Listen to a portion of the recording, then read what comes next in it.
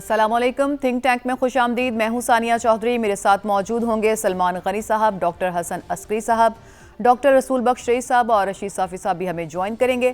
حالیہ انتخابات جہاں کئی حوالوں سے منفرد ہیں، وہیں ان کے بعد پیدا ہونے والی صورتحال بھی عجیب ہے۔ صوبوں کی حد تک تو حکومت سازی کچھ واضح ہے، لیکن مرکز میں اس کی شکل کیا ہوگی ابھی تک کچھ واضح نہیں ہے۔ مختلف جو سیاسی جماعتیں ہیں ان کی میل ملاقاتیں چل رہی ہیں، اور جو آزاد امیدوار کامیاب ہوئے ہیں وہ بھی پوری کشش کے ساتھ میدان میں موجود ہیں۔ یہ سارے فیکٹر حکومت سازی پر کس طرح اثر انداز ہو سکتے ہیں، یہ تمام سوال اپنے پینل کے سامنے رکھیں گے اور اس پر ان کی رائے جانیں گے۔ سلمان غنی صاحب، آپ سے آغاز، کون ہوگا وزیر اعظم؟ ملین ڈالر کویسچن آپ سے۔ دیکھیں، میں تو اپنے پروگرام میں پہلے بھی آپ کو یہ بات کہہ چکا تھا کہ نواز شریف صاحب بڑا کردار ادا کریں گے، اور وزارت عظمیٰ کی باری ہوئی تو وہ شہباز شریف صاحب ہوں گے۔ اور اس وقت بھی جو بلاول ہاؤس میں مذاکراتی عمل چل رہا ہے، دونوں بڑی پارٹیز کے ذمہ داران سر جوڑ کے بیٹھے ہیں، اور اس میں ایک کوئی فارمولہ طے ہونا ہے۔ اور اسی پروگرام میں بہت پہلے یہ بات کہتا رہا کہ آصف زرداری صاحب شریف قیادت کو ٹارگٹ نہیں، انہوں نے کسی لیڈرشپ کو بھی ٹارگٹ نہیں کیا تھا، اور اسی بنیاد پہ میری رائے یہ تھی کہ وہ ایوان صدر کے نئے مکین ہوں گے۔ اب جو صورتحال بن، دیکھیں اکثریتی پارٹی تو ہے مرکز کے اندر جو پی ٹی آئی کے انڈیپینڈنٹس ہیں، اور پہلا حق تو ہمیشہ اسی کا ہونا چاہیے۔ اور میں سمجھتا ہوں کہ سیاسی میدان کے اندر سیاسی طرز عمل بڑا امپورٹنٹ ہوتا ہے، اور کیا وجہ ہے کہ ایک اکثریتی پارٹی جو ہے وہ پاکستان کی کسی پولیٹیکل پارٹی سے نہ رابطہ کرنے کے لیے تیار ہے، نہ جو دوسرے اور تیسرے نمبر والی پارٹی ہے وہ یہ کہتی تیار ہے کہ جی ہم اکثریتی پارٹی سے۔ یہ جو ڈائلاگ کی کیفیت ہے یہ اچھی نہیں ہوتی، یہ سیاسی صورتحال کے حوالے سے بھی اچھی نہیں ہوتی، سیاسی قیادت کے لیے بھی اچھی نہیں ہوتی، اور سیاسی مفادات کے حوالے سے بھی اچھی نہیں ہوتی۔ دیکھیں 3 بڑے گروپ سامنے آئے ہیں، اس میں نمبر 1 پہ پی ٹی آئی کے آزاد اراکین ہے، نمبر 2 پہ پاکستان مسلم لیگ نون ہے، نمبر 3 پہ پیپلز پارٹی ہے۔ صوبوں کا مسئلہ طے ہو گیا ہے کہ سندھ کے اندر، پختونخوا کے اندر تو بڑی واضح اکثریت ہے، اور پنجاب کے اندر بھی مسلم لیگ نون اکثریت میں آ گئی ہے۔ صوبوں کے مسائل طے ہیں۔ بلوچستان میں ہمیشہ ایک مخلوط حکومت بنتی ہے۔ تو ایک اور بات میں ضرور کرنا چاہوں گا ثانیہ صاحبہ، کہ ایک طرف تو یہ مذاکرات چل رہے ہیں، ایک بعض گزشت اسلام آباد کے اعلیٰ سطحی سرکلز میں چل رہی ہے، اس لیے کہ اگر سسٹم آپ نے آگے کی طرف چلانا ہے تو وہ جو اکثریت میں جو لوگ بیٹھے ہیں کیا انہیں حکومت میں شامل نہیں کرنا چاہیے؟ اس حوالے سے نیشنل گورنمنٹ کی ایک تجویز ماضی کے اندر آتی رہی ہے۔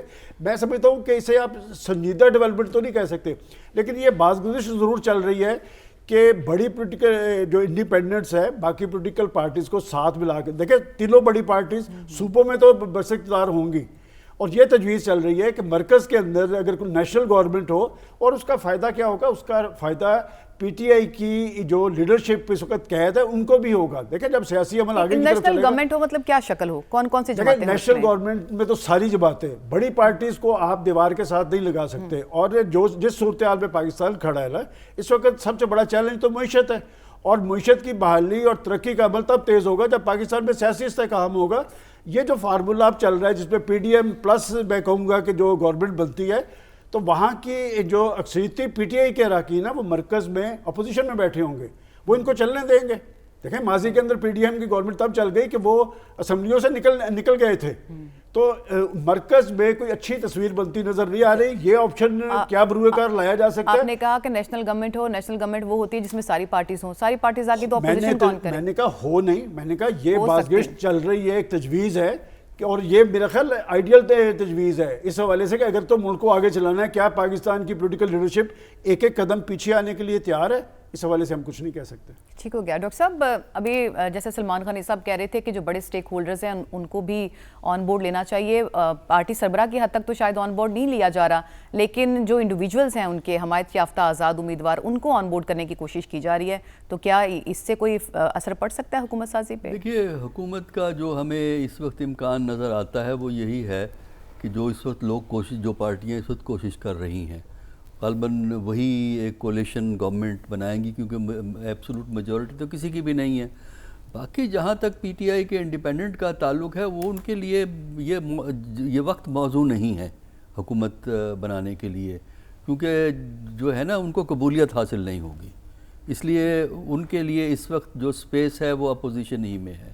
اگر وہ ایک نیشنل اسمبلی میں، پھر سینٹ میں بھی سیٹیں ان کو مل جائیں گی، تو پارلیمنٹ میں اگر وہ ایک مؤثر اپوزیشن کے طور پہ کام کریں، صرف لڑائی جھگڑا نہیں جو ہماری اپوزیشن اکثر کرتی ہے، لیکن کوئی تھوڑا سا کنکریٹ کام بھی کرنا چاہیے، اور پھر ایک ریویو کی انہیں ضرورت ہے اپنے حالات کی، معاملات کی، اور کس رخ میں وہ اس کو لے جانا چاہتے ہیں۔ جہاں تک گورنمنٹ بننے کا تعلق ہے، وہ تو ہمیں تو وہی چیز نظر آ رہی ہے، کیونکہ جو پروبیبلٹی ہے، امکانات ہیں، اور پھر یہ ہے کہ کچھ انڈیپینڈنٹ تو کچھ نہ کچھ تو انڈیپینڈنٹ ٹوٹ کے جاتے ہی ہیں نا۔ پاکستان کی پولیٹکس کوئی اوور نائٹ بدل تو نہیں جاتی نا، جو ٹرینڈ ہوتے ہیں وہ چلتے ہیں، تو اس لیے کچھ نہ کچھ انڈیپینڈنٹ تو شفٹ ہوں گے۔ اچھا ڈاکٹر صاحب، آپ نے کہا کہ جو پارٹیز جو کر رہی ہیں، مل رہی ہیں، بات چیت کر رہی ہیں، اس میں آپ کو کون سی پارٹی بہتر پوزیشن میں لگتی ہے جس صحیح بارگین کر سکتی ہے، فائدہ لے سکتی ہے؟ سب سے بڑی پارٹی جو آپس میں مل رہے ہیں ان میں سب سے بڑی پارٹی تو پی ایم ایل این ہے۔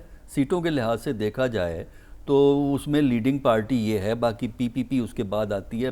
ایم کیو ایم کا تو ہمیشہ ہوتا ہے کہ وہ ایک لسٹ لے کے آتے ہیں اپنی مطالبات کی، جس کا تعلق اربن سندھ سے ہوتا ہے، اور وہ کبھی پورے نہیں ہوتے، پھر یہ ناراض ہو جاتی ہے۔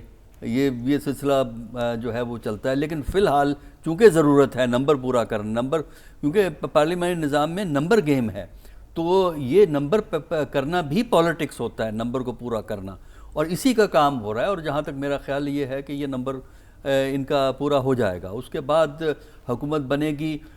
پھر ڈیپینڈ کرتا ہے حکومت کیسے چلتی ہے، کیا اس کے ایشوز ہیں، کس قسم کا ریلیشن شپ وہ جو پی ٹی آئی سے وہ قائم کریں گے۔ پی ٹی آئی سے جو ریلیشن شپ ہے اس میں وہ ایشو بھی آتا ہے کہ جو کچھ ان کے ساتھ ہوا ہے run up to the election, polling day کو چھوڑ کے الیکشن ڈے تک جو کچھ ہوا ہے، کیا وہی رجحانات کو یہ گورنمنٹ چلائے گی، یا کوئی تھوڑا سا اکوموڈیشن شو کرے گی جس سے کہ ٹینشن کا لیول نیچے ہوگا۔ اس وقت پاکستان کی پولیٹکس میں جو ہے ٹینشن کا لیول نیچے لے جانا ضروری ہے، اور وہ ہمیشہ انیشیٹو رولنگ پارٹی سے آتا ہے، کیونکہ پاور ان کے پاس ہوتی ہے، اور تو ہم یہ رولنگ دیکھیں پارٹی گے جو ہے وہ اس وقت مسلم لیگ نون ہو سکتی ہے، یہ آپ سمجھتے ہیں؟ امکانات ہیں، بالکل امکانات ہیں۔ ڈاکٹر صاحب، آپ کیا سمجھتے ہیں کہ جو پی ٹی آئی کے حمایت یافتہ ایک بڑی تعداد میں کامیاب ہوئے ہیں، ان کا رول آپ بھی اپوزیشن میں دیکھتے ہیں؟ وہ تو یہ کلیم کر رہے ہیں کہ ہم سب سے بڑے نمبر میں ہیں، ہماری اکثریت ہے تو حکومت بھی ہماری ہونی چاہیے۔ کیا آپشنز ہیں، بن سکتی ہے ان کی حکومت؟ میرا خیال ہے کہ ان کی اکثریت وہ نہیں ہے جو مطلوبہ اکثریت ہو سکتی ہے حکومت بنانے کے لیے۔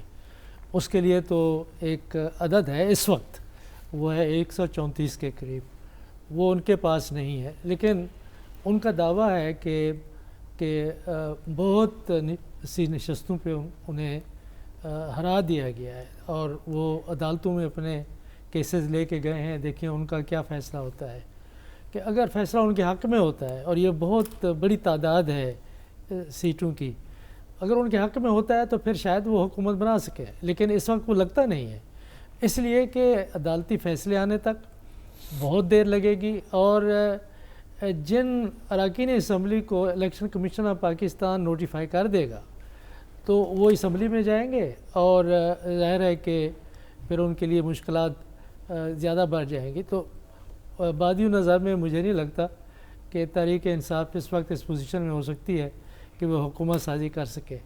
ان کے پاس اپنی اکثریت نہیں، اور جو ان کے ماضی میں اتحادی تھے وہ دوسری طرف دیکھ رہے ہیں۔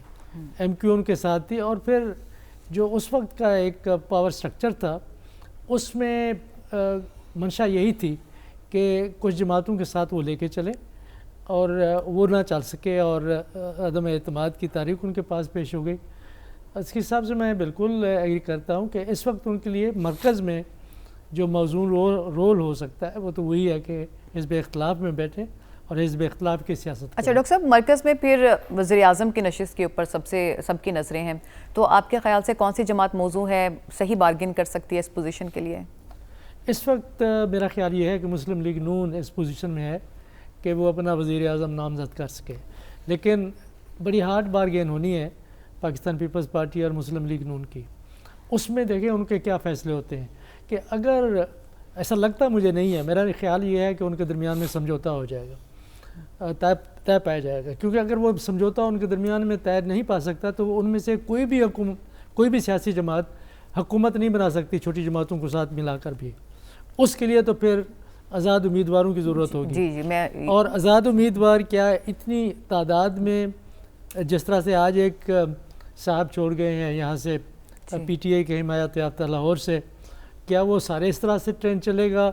अगर ऐसा होता है तो उससे पहले बिलावल ज़रदारी भुट्टो कह चुके थे इंतखाबात होने से पहले कि वो आज़ाद उम्मीदवारों के साथ मिलकर हुकूमत बनाएंगे।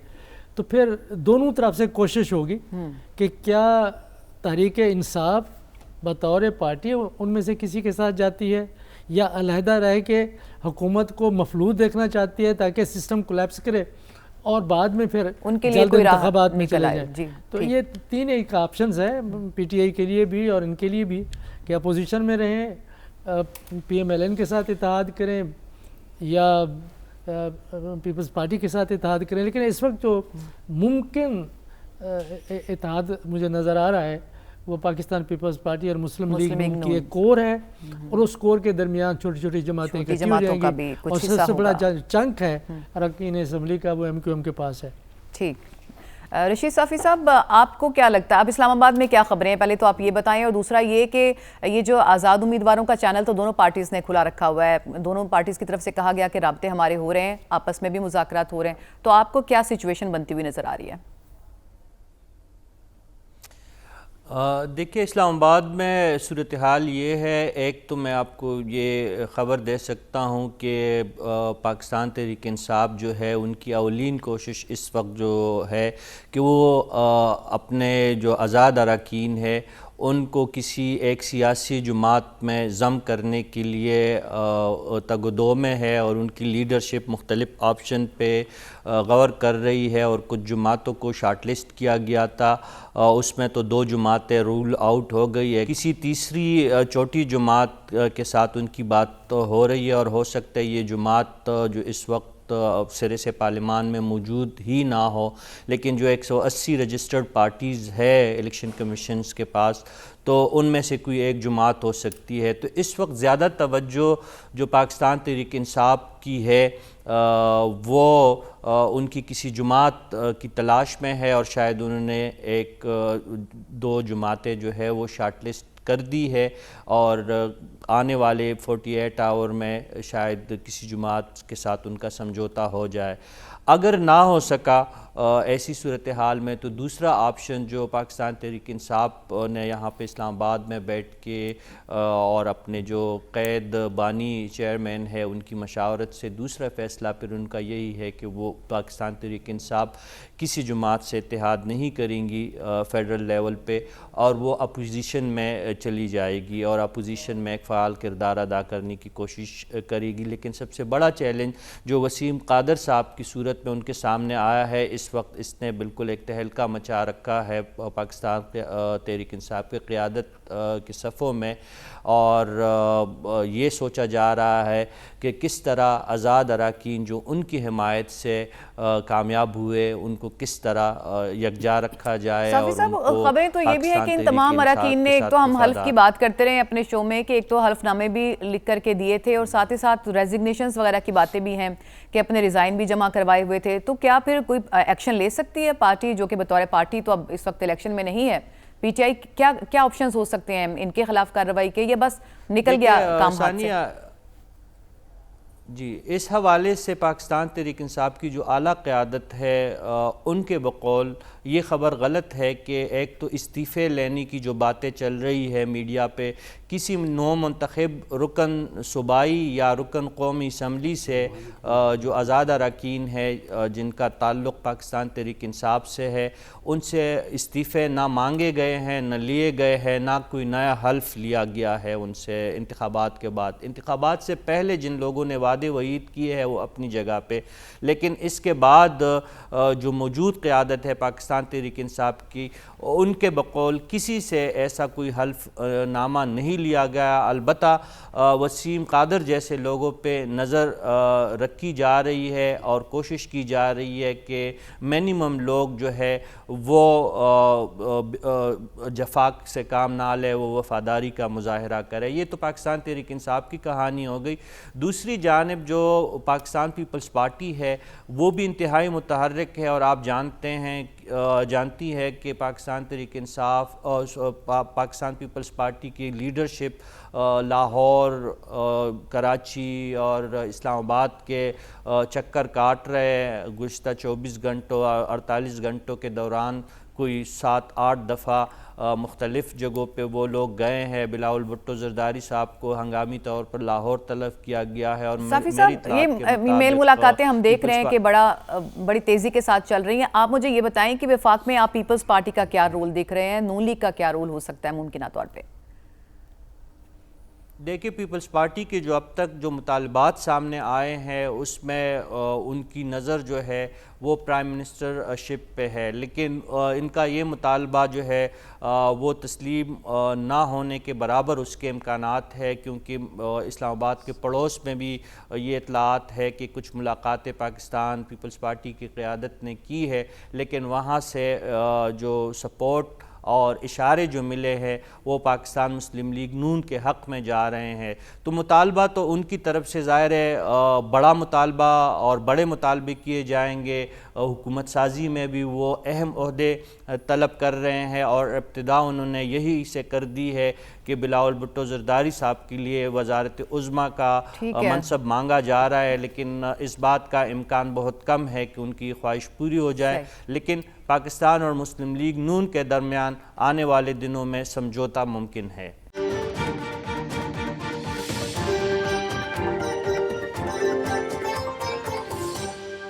سلمان صاحب مطالبات بہت بڑے بڑے ہو رہے ہیں, جیسا کہ ابھی صافی صاحب بھی کہہ رہے تھے, مانے کیا جا سکتے ہیں, پریکٹیکل کیا ہے اس میں؟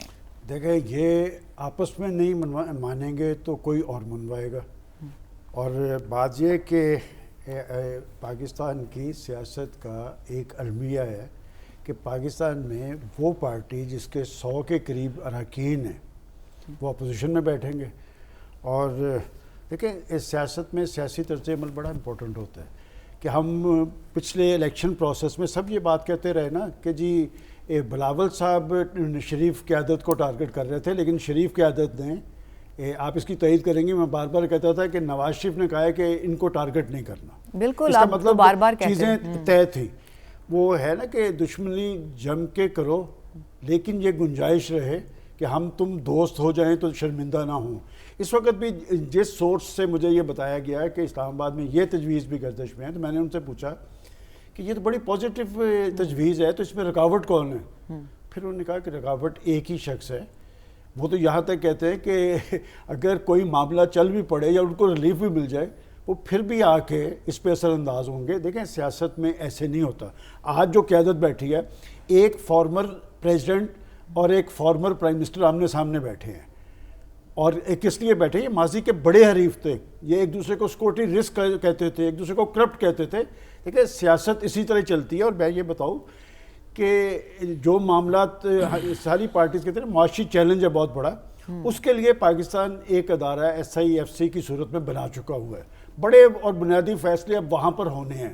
اب اسی کا تسلسل آگے کی طرف چلنا تھا. اور وہ جو IMF سے بھی جو ڈیل ہوئی تھی اس میں شہباز شریف صاحب کا ہی رول تھا نا. شہباز شریف صاحب پرائم منسٹر تھے, اور اب وہ معاملات آگے کی طرف جائیں گے. لیکن ہمیں یہ دیکھنا ہے کہ یہ سارا مینڈیٹ ایک پورا اربوں کے اخراجات ہوئے, پاکستان کے عوام نے بہترین شعور کا ثبوت دیا. تو پاکستان کی سیاسی لیڈرشپ کا امتحان تھا اس ساری صورتحال میں, جب وہ یہ کہتے ہیں کہ ہماری سیاست عام آدمی کے ساتھ منسلک ہے. تو اس ساری صورتحال, اس ساری مشق, اس سارے جمہوری عمل کے فوائد عام آدمی کو کیا ہوں گے, ہمیں اس پہ نظر رکھنی چاہیے. ان کے سارے دعوے نکال لیں, ان کے سارے منشور نکال لیں. سلمان صاحب, آپ نے شہباز شریف صاحب کا ذکر کیا, تو آپ نے کہا وہ پرائم منسٹر رہے, اب کیا ہوں گے پارٹی گھر میں کیا ڈیسائیڈ؟ پر میں گفتگو کر رہے ہیں تو وہ آمنے سامنے ایک فارمر پریزیڈنٹ بیٹھا ہے اور ایک فارمر پرائم منسٹر بیٹھا ہے. اور آنے والے وقت میں تو بتا رہا ہوں کہ دونوں ہو سکتے ہیں کہ وہ ایوان صدر کے مکین ہو سکتے ہیں, یہ پرائم منسٹر ہوں گے. اور وہ جو بلاول بھٹو زرداری صاحب, دیکھیں ہر پارٹی کا اپنا ایک اختیار ہے کہ بلاول بھٹو زرداری صاحب پہ پیپلز پارٹی مصر کیوں ہے. ہر پارٹی, وہ کہتے ہیں نا توپ کا لائسنس مانگے تو آپ کو پسٹل کا ملتا ہے. تو وہ چیزیں بڑی ساری مانگ رہے ہیں, میں وہ لسٹ ساری جانتا ہوں. وہ تو اوپر سے اسپیکرشپ سے لے کے پنجاب کی اسپیکرشپ بھی مانگے. یہاں تو میجورٹی میں آ گئی مسلم لیگ نون, لیکن وہ ساتھ لے کے چلیں گے. اس لیے کہ جب یہ نہیں ہوگا کہ الائنس یہ مرکز کی سطح پہ, ایک بات اچھی ہوئی ہے ایک بہت اچھی بات ہوئی ہے کہ تین صوبوں میں تینوں بڑی پولیٹیکل پارٹیز کی حکومتیں بنے گی. یہاں کمپٹیشن ہونا چاہیے. 18 امینڈمنٹ کے بعد ان کے پاس بہت سارے اختیارات ہیں صوبوں کے پاس, اور بلاول صاحب تو کہہ رہے تھے کہ اتنی وزارتیں ختم کر دینی چاہیے, تو لہٰذا اب سندھ کو بھی ڈیلیور کرنا پڑے گا, پنجاب کو بھی اور پختونخوا کو بھی. اچھا سلمان صاحب, بلاول صاحب تو بہت کچھ کہتے رہے اپنے اس میں, اور اب وہ انہی کی طرف سے یہ کہا جا رہا ہے بس وہ تو انتخابات اور کیمپین کی بات تھی.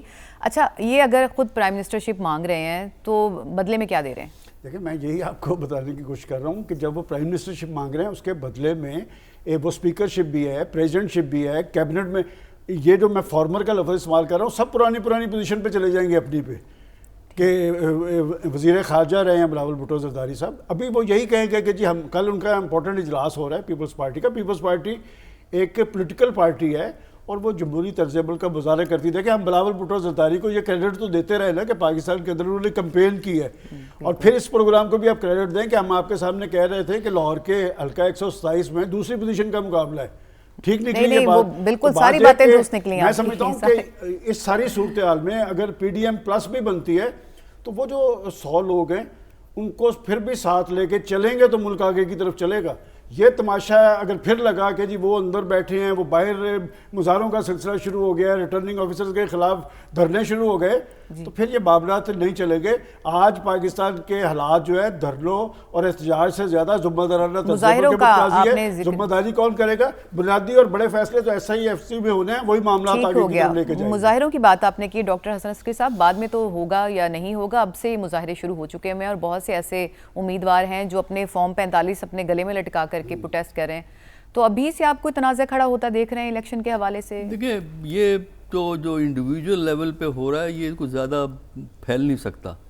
وہ ہوتا یہ ہے کہ اگر پارٹی فیصلہ کرتی ہے تب ایک سچویشن ڈیفرنٹ ہوتی ہے بڑی پارٹیوں میں سے اگر کوئی فیصلہ کریں. باقی رہا انڈیویجولی لوگ احتجاج کرتے ہیں, اور اس سے پہلے الیکشنوں میں بھی یہی دیکھا ہے ہم نے, اور پارٹیز نے پھر 2018 میں فیصلہ کیا تھا کہ نہیں وہ جو ہے پارلیمنٹ میں بیٹھیں گے, اسمبلیوں میں بیٹھیں گے. تو اب بھی یہی ہے کہ پارٹیز جو ہیں, جہاں تک ہمارا اندازہ ہے, یہ جو ہے نا یہ شور شرابہ جو جمہوریت جن ملکوں میں پوری طرح پائیدار نہ ہو وہاں زیادہ نوائزی ہوتی ہے. تو بہت سی جو نوائز ہے وہ آپ اگر پاکستان کی ہسٹری کو آپ اچھی طرح جانتے ہیں تو بہت سی نوائز سے پریشان ہونے کی ضرورت نہیں, اس لیے کہ یہ نوائز کی جاتی ہے کانشیسلی بھی اور کچھ گیم کا حصہ بھی ہوتی ہے. تو اصل میں تو دیکھنا یہ ہے کہ اگر تو یہ دو بڑی پارٹیاں یعنی پی پی پی اور پی ایم ایل این اور ان کے جو باقی جو ہوں گے ساتھی جو وہ اگر غیر ضروری طور پہ ڈیلے کریں گے تب یہ کنفیوژن پھیلے گا اس کے اندر. دیکھیے, اس سے دو چیلنجز ہیں. ایک تو یہ ہے کہ یہ ڈیسیجن کوئکلی ہونا ضروری ہے. بارگیننگ ہے, 2 عہدے ہیں, بڑے تو 2 ہی عہدے ہیں, اس کے علاوہ اور بھی عہدے ہیں, جسے اسپیکر نیشنل اسمبلی بھی بڑا عہدہ مانا جاتا ہے. تو وہ اس وقت تو پچھلی دفعہ تو پیپل پارٹی کو ملا تھا نا, راجہ پرویز اشرف ہو گئے تھے, تو وہی میرا خیال ہے کنٹینیو کریں گے.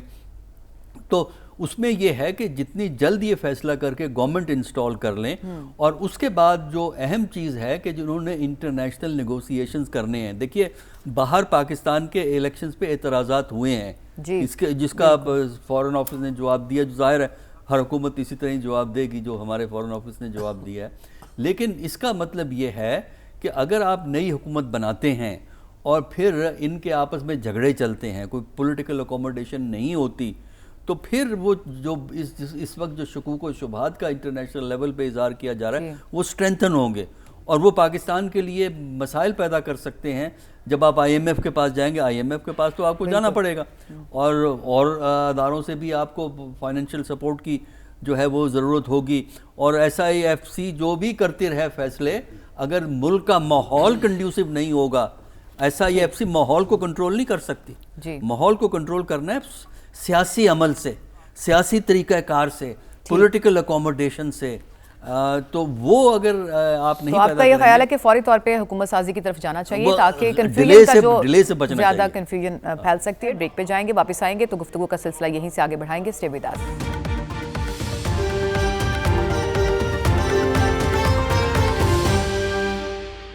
Welcome back. بریک پہ جانے سے پہلے ہم ممکنہ حکومت سازی کے اوپر بات کر رہے تھے اور ساتھ ہی ساتھ جو حالیہ انتخابات میں جو نقائص سامنے آ رہے ہیں اس پہ بھی ہم ڈیبیٹ کر رہے تھے. ڈاکٹر رسول بخش رئی صاحب, اس دفعہ بہت بڑی تعداد میں ہم نے دیکھا ہے کہ فارم 45 47 کا مسئلہ چل رہا ہے اور لوگ جو ہے پروٹیسٹ کر رہے ہیں اس کو لے کر کے, اور بہت سے جو امیدوار ہیں انہوں نے چیلنج کر دیا ہوا, عدالتوں میں چلے گئے.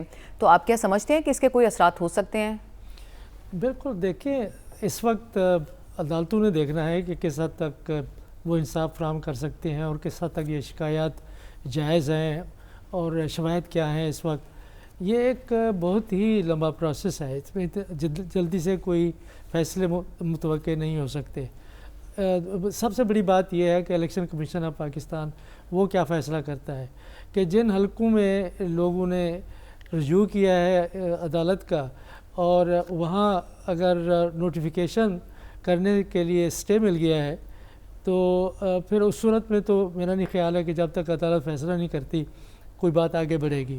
وہ کتنا حلقے ہو سکتے ہیں اس کے بارے میں معلوم نہیں, لیکن جن حلقوں کے بارے میں حکم امتناعی موجود نہیں ہے تو یا نہیں مل سکتا کسی وجہ سے, تو الیکشن کمیشن آف پاکستان فوراً ہی وہ نوٹیفائی کر دے گا ریزلٹس. اگر وہ نوٹیفائی ہو گئے ہیں تو اس کا مطلب یہ ہوتا ہے کہ اراکین اسمبلی ہیں وہ جا کے وہاں پہ اوتھ دیں گے, اور ٹیکیں کے بعد وہ وزیر اعظم کے انتخاب میں وہ حصہ لے سکیں گے.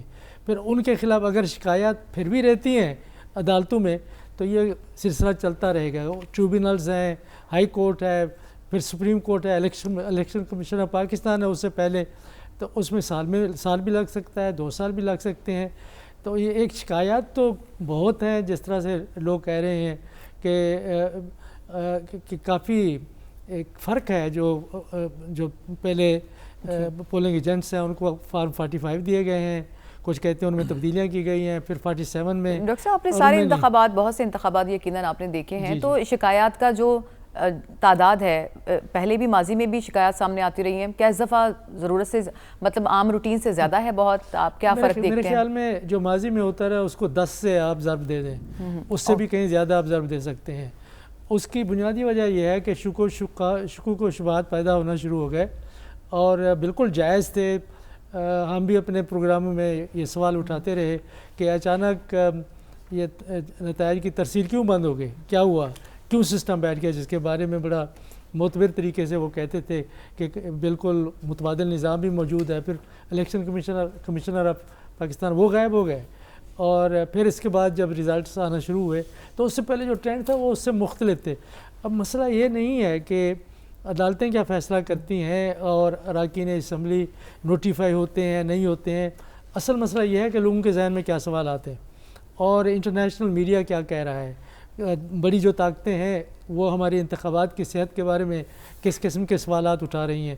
یہ حکومت بن بھی جائے اور اسٹیبل بھی حکومت ہو, لیکن اس کی جو آئینی, اخلاقی اور سیاسی جائزیت اس کے بارے میں سوالات موجود رہیں گے. رشید صافی صاحب, ابھی ڈاکٹر صاحب بات کر رہے تھے جیسے نوٹیفائی کرنے کے لیے, نوٹیفائی کرنے میں بھی خاصی تاخیر ہے, جیسے کہا گیا ہے کہ 21-22 تک شاید نوٹیفائی کیا جائے. اس سے بھی کوئی شکوک و شبہات مزید بڑھ سکتے ہیں؟ دیکھیں, الیکشن کمیشن کا کردار تو روز اول سے متنازع رہا ہے. پہلے ایک جماعت کے لیے تھا اور اب دنیا بھر میں کئی جگہوں سے ان کے کردار پہ اور ان کی کارکردگی پر, اسپیشلی پولنگ ڈے پہ جس طریقے سے ٹیلی کمیونیکیشن کو بٹایا گیا, پھر ان کی جو MTS سسٹم کا ناکارہ ہونے کی جو ابھی تک ہمیں ختمی نتائج کا سرکاری سطح پہ ہمیں کوئی نوٹیفیکیشنز اور اس حوالے سے کوئی ختمی تفصیل ہمارے پاس نہیں ہے. یہ تمام جو ہے ہم غیر ختمی نتائج کو ڈسکس کر رہے ہیں اس وقت, اور الیکشن کمیشن جو ہے وہ اپنی ذمہ داریاں جو ہے احسن طریقے سے نبھانے میں ناکام رہا ہے. اب اصولاً تو یہ ہونا چاہیے کہ الیکشن کمیشن اس آخری مرحلے کو اس پہ اپنی کارکردگی دکھائے اور اپنے دامن پہ لگے ہوئے داغ جو ہے ان کو کچھ کم سے کم کرنے کی کوشش کرے, لیکن ایسا کچھ ہوتا ہوا نظر نہیں آ رہا. دوسری جانب پاکستان تحریک انصاف کی طرف سے اس دفعہ جو شکایت ہے فارم 45 اور 47 کے نتائج میں جو فرق کے حوالے سے جو باتیں ہیں وہ 70 سے 80 حلقے ایسے ہیں جس پہ پی ٹی آئی معترض ہے اور ان کے خیال میں وہاں پہ داندلی ہوئی ہے. اب دیکھیں ہمارے جو محترم ہے ایاز امیر صاحب، ان کی اگر ہم بات کریں تو ان کا مطالبہ یا ان کی شکایت اس میں کافی جان نظر آتی ہے. وہ 26,000 ووٹس کے ذریعے وہ کہہ رہے ہیں، ان کا دعویٰ ہے کہ وہ جیت چکے ہیں، 27,000 ہیں اس لیے بلکہ ان کا صافی کیس صاحب جو ہے وہ مقرر ہوا. جی تقریباً 30,000 شاید ہے.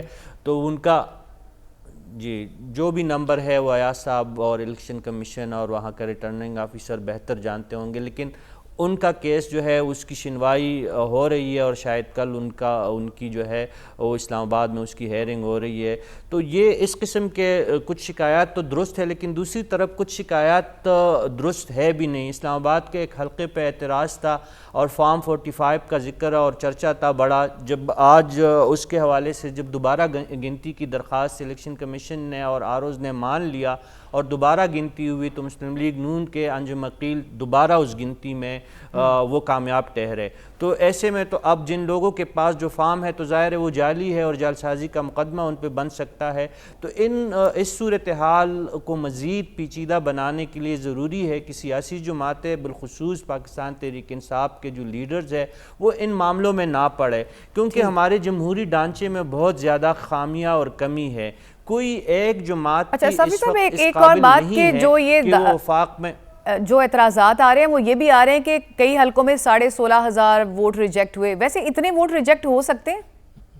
نشانات کی وجہ سے دیکھیں یہ ساری چیزیں دیکھنے والی بات ہے. عبدالقادر گیلانی جو ہے وہ ان کی طرف سے اور موسیٰ گیلانی دونوں نے ان کی وساطت سے جو خبریں سامنے آئی ہے انہوں نے تو آفر کر دی ہے کہ مخالف امیدوار اگر چاہتے ہیں تو ان کی دوبارہ گنتی کروائی جائے اور ان کا جو ہے اس کو ریکنسائل کیا جائے. کچھ امیدواروں نے جو جیتے ہوئے امیدوار ہے انہوں نے یہ آفر تو کی ہے. یہ میرے کہنے کا مطلب یہ ہے کہ جہاں پہ اس قسم کی بڑی شکایت ہے، میں نے ایاز امیر صاحب کا ایک حوالہ دیا، یہ جو آپ مہربانو صاحبہ کی جو حلقے کی جو بات کر رہی ہے، اس طرح کے پی کے کچھ حلقے ہیں، بلوچستان کے کچھ حلقے ہیں جس پہ اعتراضات ہے، ان کی تو سنوائی ہونی چاہیے. لیکن پینڈورا باکس نہیں کھلنا چاہیے. رشید صافی صاحب یہ کہہ رہے ہیں. سلمان غنی صاحب آپ بھی ان سے اتفاق کرتے ہیں یا اتنے بڑے جو مسائل ہیں ان کو سنا جانا چاہیے، تحقیقات ہونی چاہیے اس معاملے کی؟ دیکھیں اگر آپ آج تک جو انتخابات ہوئے ہیں نا، کوئی بھی ہارنے والا انتخاب تسلیم نہیں کرتا،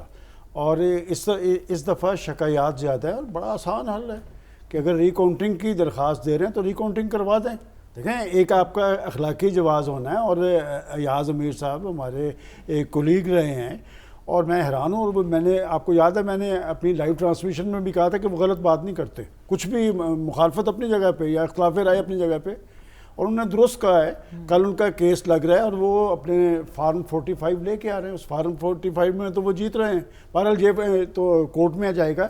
لیکن ایک دلچسپ بات جو آج ہمارے پروگرام میں، یہ جو لاہور سے ایم این اے گئے ہیں پی ٹی آئی کے، ہمیں اس حلقے کے عوام سے تو یکجہتی کا اظہار کرنا چاہیے. بلکہ جب ان کا اعلان ہو رہا تھا تو جو ان سے ہارے ہیں شیخ رحیل اصغر، ان کا مجھے کال آئی ہے اور انہوں نے کہا کہ یہ بات اب میرے سے نہ پوچھیں، میرے حلقے کے عوام سے پوچھیں جنہوں نے مجھے برا سمجھ کے مسترد کر دیا تھا، انہیں اچھا سمجھا تھا. تو میرا خیال ہے کہ اگر یہ سلسلہ شروع ہوا اس سے آپ کا سسٹم بدنام ہوگا. دیکھیں اس وقت تک وسیم قادر سے پہلے جو لوگ آئے ہیں ان کے مقابلے میں نون کے کینڈیڈیٹ بھی تھے، پی ٹی آئی کے کینڈیڈیٹ بھی تھے، وہ انڈیپینڈنٹ تھے، ڈیرہ بگٹی سے، راجل پور سے، اسلام آباد سے، اٹک سے، وہ تو آئے ہیں، وہ ٹھیک ہے. لیکن یہ سلسلہ جب شروع ہوا ہے اس حلقے کے لوگوں کے جذبات کیا ہوں گے، ہمیں اس پہ ضرور بات کرنی چاہیے. اور اس طرح وابستگیوں کی تبدیلی کے عمل نے ہمارے سسٹم کو بدنام بھی کیا ہے، کمزور بھی. اس کا نتیجہ بھی ہم نے حالیہ انتخابات میں ڈاکٹر صاحب دیکھا ہے کہ ہم نے دیکھا ہے جنہوں نے وفاداریاں اپنی تبدیل کی، عوام نے ان کو ریجیکٹ کیا، لیکن اس کے باوجود سبق نہیں سیکھا. آپ کیا سمجھتے ہیں؟ دیکھیے وہ بات یہ ہے نا کہ سبق اس لیے نہیں سیکھتے کہ وہ سمجھتے ہیں کہ ہم غلطی نہیں کر رہے، ہمیں کچھ نہیں ہو سکتا. اور یہی ایک طریقہ ہے اگر آپ نے سسٹم کو ریفارم کرنا ہے پاکستان کے اندر، خاص کر الیکٹرل سسٹم کو ریفارم کرنا ہے. ڈاکٹر صاحب آپ کا کامنٹ بڑا امپورٹنٹ تھا. وقت ہمارا ختم ہو گیا ہے تو آج کے لیے ہم نے آپ کے سارے موضوعات آپ کے سامنے رکھے، اس پر ڈیبیٹ بھی کی. اگلے ہفتے تک کے لیے اجازت. اللہ حافظ.